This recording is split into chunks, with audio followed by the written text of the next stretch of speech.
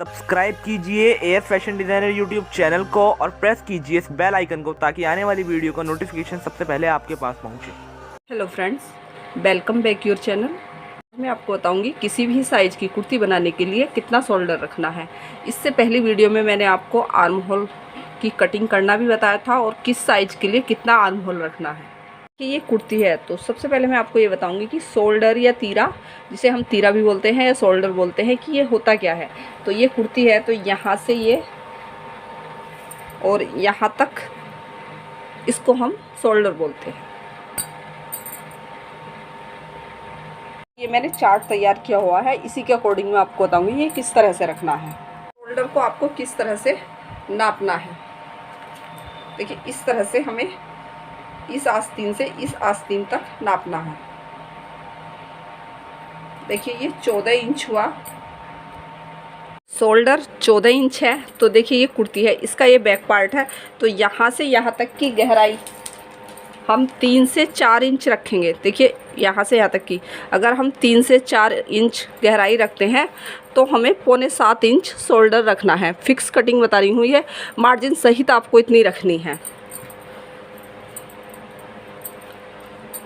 यदि 4 से 5 रखेंगे तो हमें 6.5 रखनी है। यदि 14 इंच है और 5 से 6 इंच का गला रखते हैं तो हमें 6 इंच रखनी है।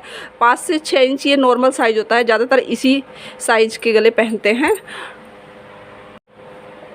यदि 7 इंच का पहनेंगे तो 5.25 इंच, 8 इंच का तो 5.5 इंच, 9 इंच का तो 5.25 इंच और 10 इंच का तो हमें 5 इंच रखना है।